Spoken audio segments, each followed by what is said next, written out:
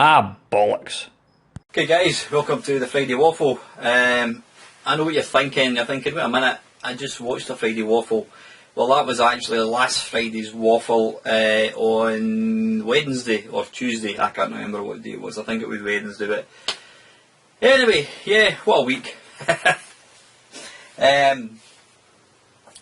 Anybody that's watching this has probably realised that I did disappear for a few days. Anyway,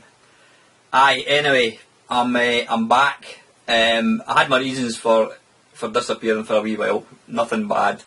I will tell you about it later on. There's nothing exciting or anything. But I chose to take the channel down for a couple of days, and as you've probably noticed, excuse me, you may have been unsubscribed to my channel. Now, I was last week. In fact, I actually tipped over the 500 subscribers, and thanks to Jamie Williamson, one of my subscribers, Jamie actually congratulated me on hitting 500 subs, and I consequently went down to 497. So anyway, I was there or thereabouts, and I was actually thinking about what can I do for a 500 subscriber special, and obviously the events that followed, which were my own actions, absolutely, I ended up with 20 subscribers. Now, when it first happened, when I first went back on, and there was only 20 there, I kept half expecting them to all appear. I thought it was going to be some kind of glitch, they're all going to reappear. And as time wore on, I realised that wasn't going to happen. And what did I think? What did I feel like? A bit gutted, to be honest. I don't really look at subscribers as being important. But the thing is, unless somebody is subscribed to your channel, they won't know that you're making any content. So to go down to 20, I kind of felt like I'm going to be shouting into an empty hall again. There's going to be nobody listening to what I do. But, you know, Mark, one of my good mates, Mark, Lactobacillus Prime, he very kindly put together a video just basically telling people what's happened to the channel, telling people that they probably had been automatically unsubscribed. Now the annoying thing is, if you were unsubscribed, you probably wouldn't even know. You don't get any notification at all.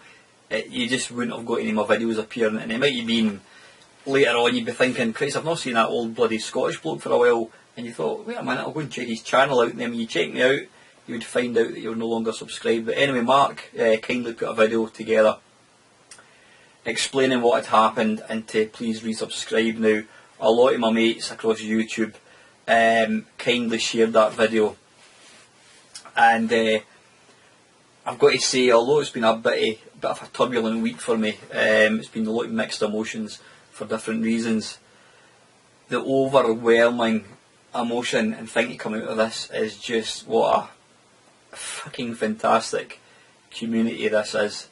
The support has been legendary, it really has. Now, if you glance up at my subscriber level now, I think I'm on 235 now. Bearing in mind, on Wednesday I was at 20 subscribers, and here I am 3 days later, I'm up to 235. And the funny thing is, this will be my third video that I've put out. I put out a track and field one, and I did my late Friday Waffle. The incredible thing is, although I've got less than half the subscribers, the views have actually been more. So what I think has happened over the 2 years that it's taken me to get to 500, you know yourself, you watch a video, you see a link to something, you watch a video, you think, oh, that's quite good, and then you subscribe to them. I mean, I've got people on my subscription list that I never ever watch their videos, and it's not because they're not good at what they do. I just simply don't think about looking at them, and just simply never do it. So I would imagine that probably more than half of my subscribers that I had out of the 500 probably never watched the videos, because on average, Friday Waffle probably, it probably tops around about the 120, maybe 150 mark after a couple of weeks, or after a week, whatever. The Friday Waffle I put out on Wednesday, I think it was, it's something like 150, and you know, that's only 3 or 4 days. So I think what's actually happened, it's almost been like a bit of a spring clear out. I've got rid of everything. I don't mean this derogatory to anybody, but we're getting, with all these subscribers disappearing, it's basically got back the people that are actually going, wait a minute, where's that old Scottish guy? I can't see his videos anymore. So it's basically got rid of everybody, and then those who really want to watch the channel have resubscribed. So yeah, and I've got to say there's been a lot of interaction from people that I wasn't, you know, I'd never heard of, new people coming to the channel, whether or not they maybe had subscribed before and never commented, but dare I say, it's been a bit of a breath of fresh air. You know, I've always had a core number of people that can participate with the comments, but to see all these new people coming out the woodwork is just fantastic. But honestly, you know, you get people in life who they simply think that the internet is just full of people that want to rip you off or want to meet you and attack you. You know, they want to steal your money, they want to get your credit card details. They think that everybody that you meet online is going to be some kind of psychotic murderer. Well, you know, what's happened to me, or what's not happened, I brought it on myself, but what I've gone through in the last week has proved to me just how there are real people out there who I maybe haven't met 99% of you in real life. I've never seen you, I don't even know what you look like, but it just goes to show that there are a lot of real decent people out there, and it's been a wake up call for me. It's been absolutely legendary. I can't thank you enough. To kind of give you just a very sort of bit of background to what happened. Word got out from somebody that I had a YouTube channel, and it then became kind of public knowledge, and I had a few kind of piss take people sort of taking the piss out in a wee bit. Now, whether or not that was it was meant viciously or whatever, probably not. Looking back now, it probably wasn't. It was probably just a wee jokey comment. But the way when I first got wind of this, I was a bit shocked by it, and I just I panicked. I suppose I did panic. I just immediately thought, this is going to escalate. I'm going to get to a point where I can't go to my work without people taking the piss out of me. And I pulled the channel for that reason. That was the simple reason. It was a kind of knee-jerk reaction. I wanted to basically, you know, if you know that somebody's watching something and they think it's hilarious, then if you take it away from them, then they can't share it. And that's exactly what I did. I did it out of a knee-jerk reaction to stop it going any further.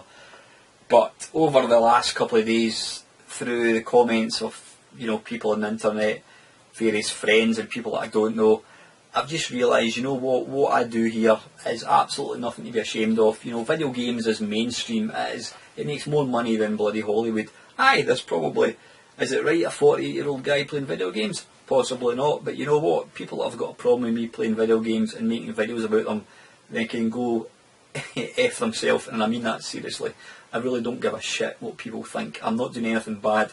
And what has really come out over the last few days is how much people have enjoyed what I do, and that's brilliant, absolutely fantastic.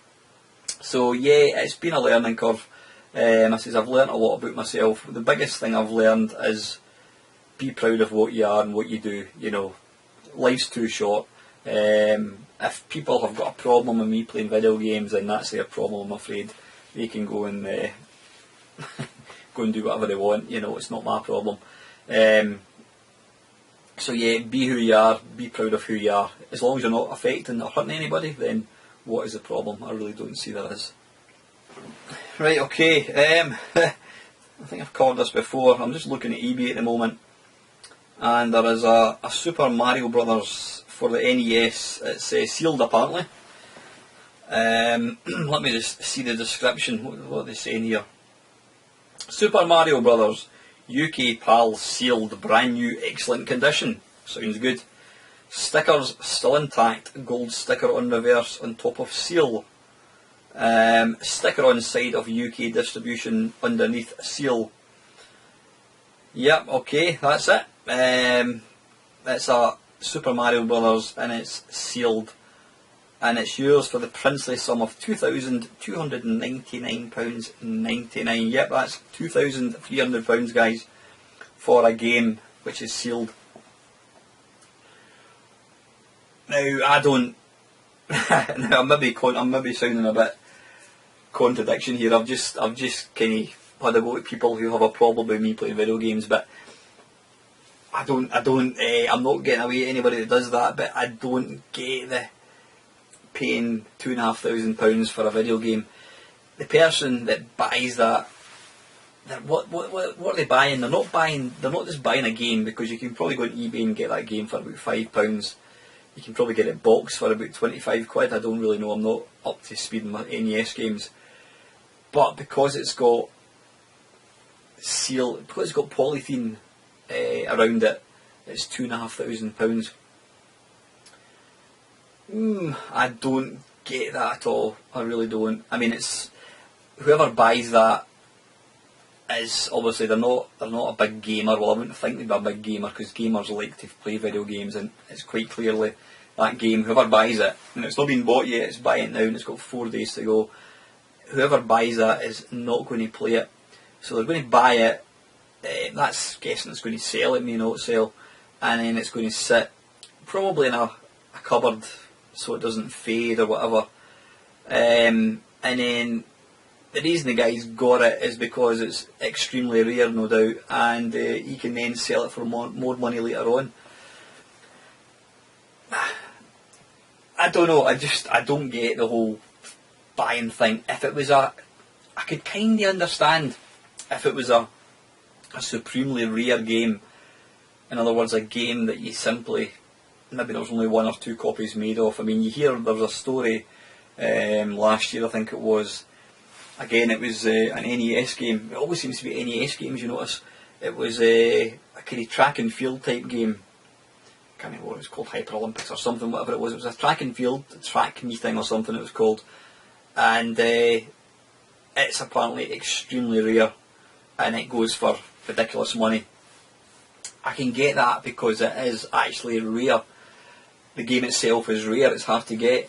Then there was also the, I think it was it Super Mario Brothers 3? Was it? I can't remember exactly.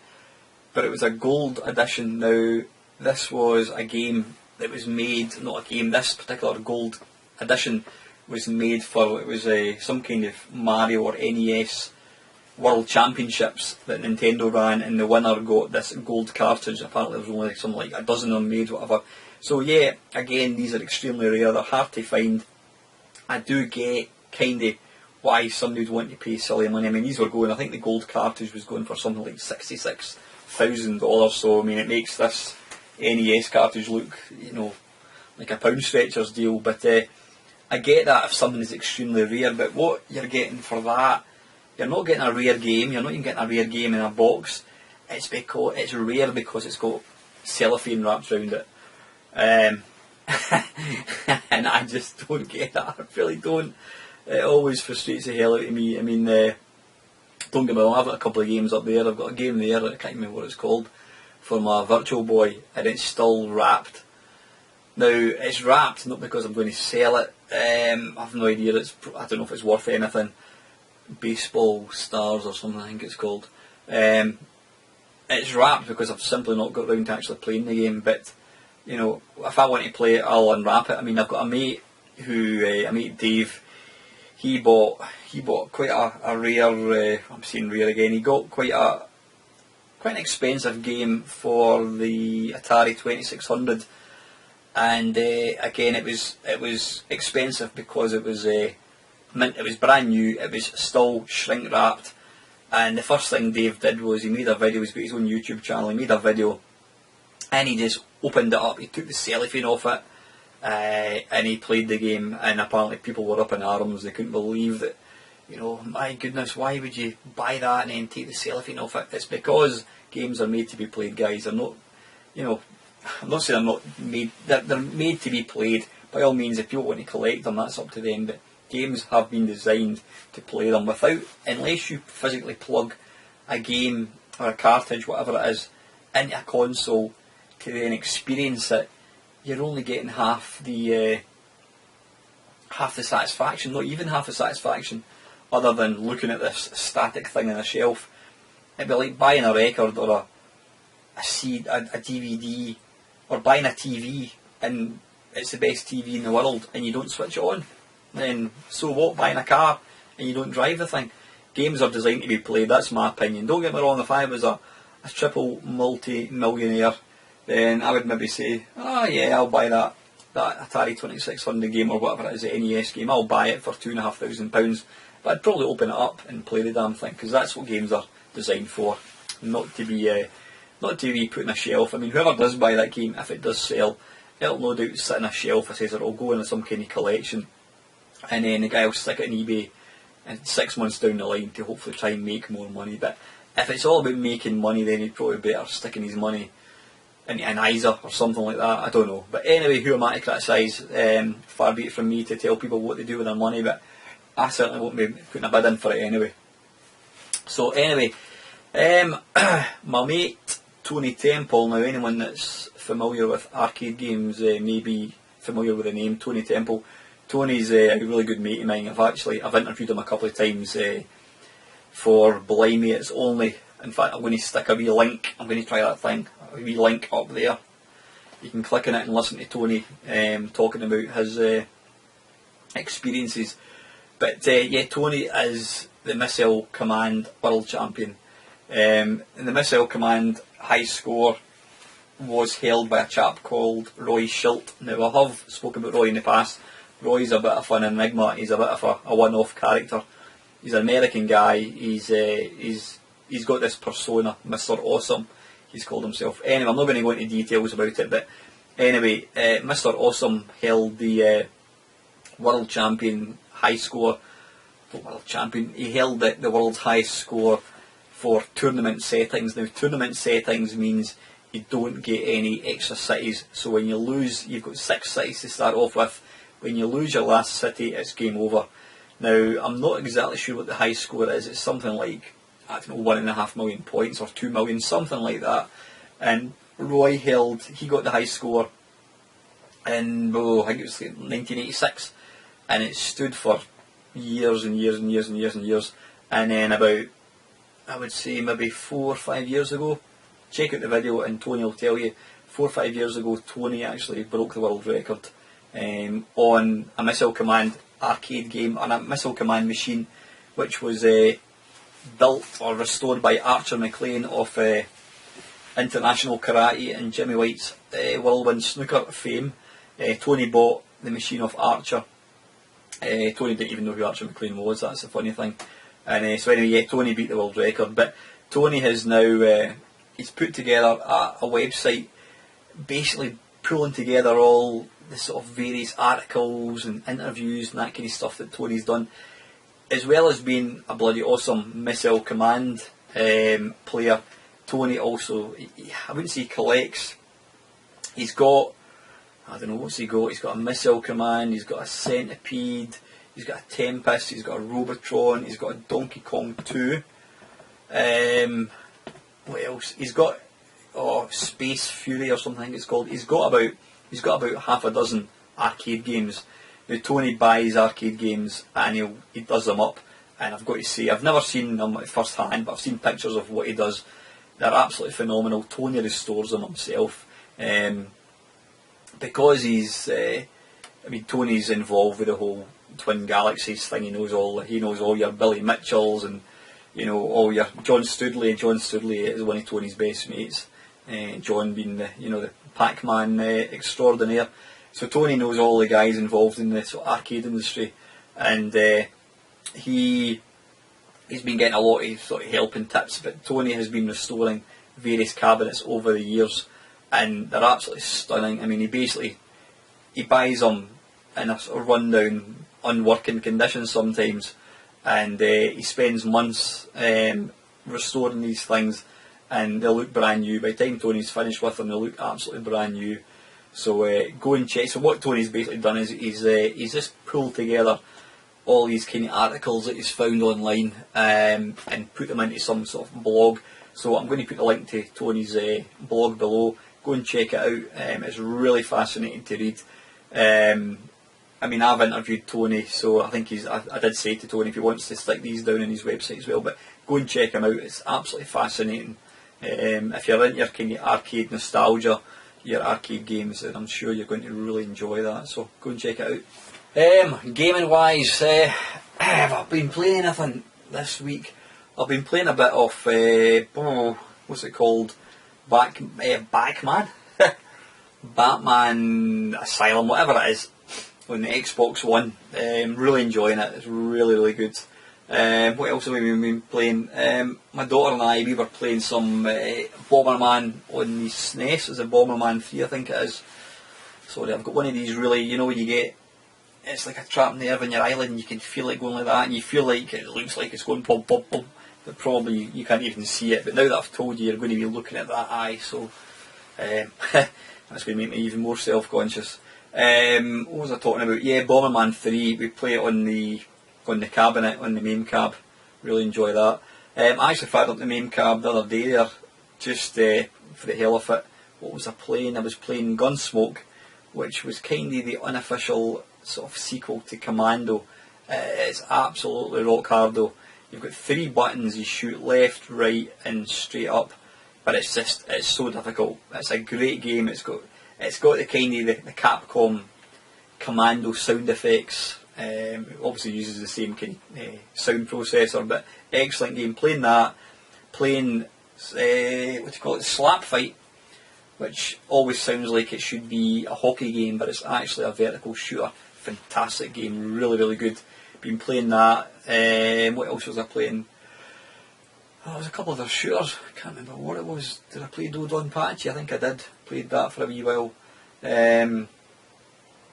But yeah, that's kind of been my game playing habits. I have, you know what I'm like when it comes to buying Android consoles or tablets, whatever you want to call it. Now, I did buy the GPD XD, which is an utterly fantastic portable emulation station, call it whatever you want, fantastic little machine. Now, the only one slight downside to it, which I knew when I bought it, and I've kind of mentioned it in my sort of look at video, is because of the screen. I think it's 5 inches, like, so when you're playing vertical games, they're not particularly big. Now, I say the word did as opposed to have. I did have a GXD S7 whatever it's called. It's the one that's been doing the rounds for a few years. Really good machine. The only downside to it for me is the controls are a bit naff. The analog sticks, they've not got any rubber topping on it, so your fingers slide all over the place. So that in itself kind of stopped me playing it. Plus that, the battery didn't last very long, but the GXD had a 7-inch screen, so absolutely fantastic for kind of vertical games. So that was that, quite happy with that. Happy with my GPD, whatever it's called, GXD. Until one of the guys on my Facebook posted a link to this new console, and it's by GXD, and is it called S192 or something it's called. It's apparently it's super duper powerful. It's got a 7-inch screen. It does look kind of similar to the Blaze. I don't know if you've heard of the Blaze Tab. The Blaze Tab's an Android device. It looks like it's just a big tablet with kind of sort of the buttons bolted on. It looks kind of similar to that, but it's been getting good reviews. It's not been reviewed at all, but it looks super impressive. It looks really, really nice. I've watched a couple of videos of it. It's not officially released yet. Apparently it was going to be released with a 16 gig memory. Then GXD decided to withhold it and bring out a 32 gig version. Now that's caused a bit of a delay for whatever reason, I'm not quite sure, but apparently it's going to be getting released, I think it's next month, I think it's the end of March. So I have already bought and paid, excuse me, I've already bought and paid mine, paid for my one, so I'm looking forward to getting that. That should hopefully be here next month. So yeah, that'll do me until the next one comes along. I'm just an absolute sucker for these Android things. Anything else? Anything else? No, in case you're wondering why am I called Impact 2009, now when I took the channel down, what I wanted to do was I wanted people to be unable to find the channel with googling my name, so I just changed the channel. Now I thought I tried to come up with the most generic username possible. I should have probably went for something like Minecraft 2010 or something like that, but anyway, I just thought of the first thing that came to mind. I thought Impact 2009. I just made it up on the spot. It means absolutely nothing.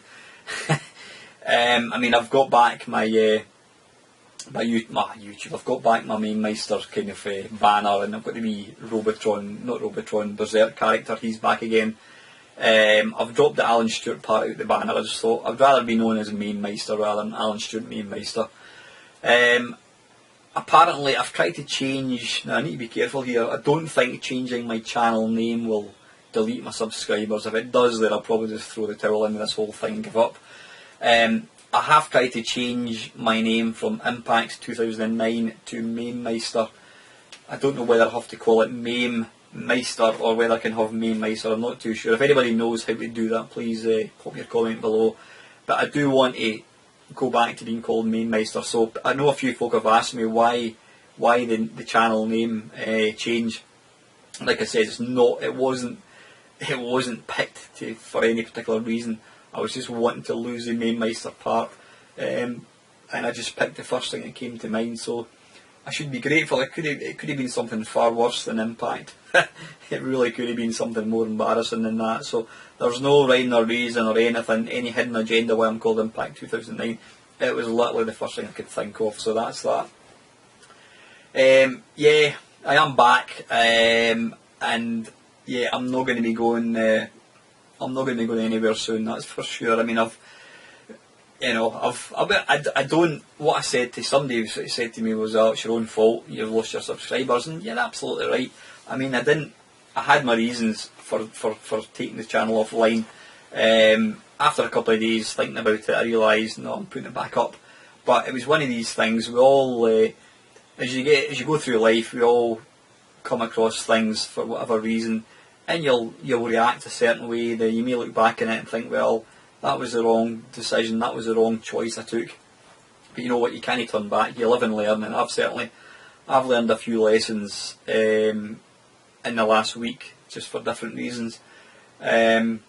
So, and what I said to that person was, even if I knew I was going to lose all my subscribers, I would still probably have done the same thing, because at that point when I took it down, it was the right thing for me to do.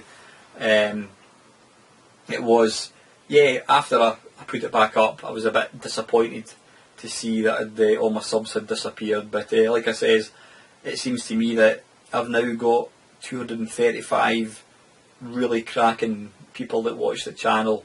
I mean, I always notice any channel, you generally find about 10% of your subscribers actually watches what you do. You know, I don't know, say Steve Benway, Steve's got about 14,000, you'll probably find he'll get about 1,400 views. So that's a really thing I've noticed. When I had 500, I used to get, I'm saying 10, 20%, I used to get about 100 odd views. So for me to have 235 subscribers and get over 100 views, my views haven't really gone down. And what people have actually said is, it's really got nothing to do with subscribers, because you could have 10,000 subscribers and none of them may actually watch your videos. It's all about the views, it's about getting interaction. And this week, the interaction has gone through the roof. And I realise it's obviously because of what's happened, kind of thing, and you know, people have been very, very caring and supportive, and that's the reason I've commented. But hopefully, as we go on, we'll keep this going, keep the ball rolling. It's been an absolute blast. So yeah, I'm going to just keep doing what I'm doing, guys. You've got the Friday Waffle on a Friday for a change, not a Wednesday. Still going to be knocking out my usual videos. I mean, in the last probably 6 months, you'll probably notice I've not been sticking to the same programme that I used to. I used to always put like an arcade perfect out on a Monday, you know, whatever it is. I blame it, not blame it. It's only Christ, I can't even remember the name of my bloody features that I've got. That was the year that was. I used to kind of put things out in the same day, but now I just kind of, it's kind of like a organic thing. It just kind of, I put things out as and when I can be bothered, and I think it's definitely a case of less is better. Well, as I've found out with subscribers, that seems to be the case. You know, you shouldn't be committing to yourself, you know, putting stuff out. I mean, I must admit one thing, and I don't mind admitting this, one thing, when I did initially take my channel down, after a couple of days, there was a wee bit of me that was kind of tempted to just pull the whole thing. You know, it's just the way I was feeling. I thought to myself, maybe that's just it's not a signal as such, but maybe that's just, it's time for change. Maybe I need to move away from it. And I did think about it, but fortunately for me, I've realised I do enjoy it. And I must admit, for the couple of days that the channel was down, I was extremely envious every time I saw somebody else post a video. So yeah, so I'm going to keep doing this. But that is it, guys. I've been talking pish for way too long. So once again, thank you very much to everybody that's kept supporting me, that's taken the time to comment, to resubscribe, to share with your own on your own YouTube channels. I mean, you guys are absolutely bloody awesome. I really mean that. It's just epic. So that is it, guys. As usual, if you do want to see more videos, please hit that subscribe button, and we'll see maybe if I can get to 500 by Christmas. Let's see what happens. But as usual, guys, cheers for watching.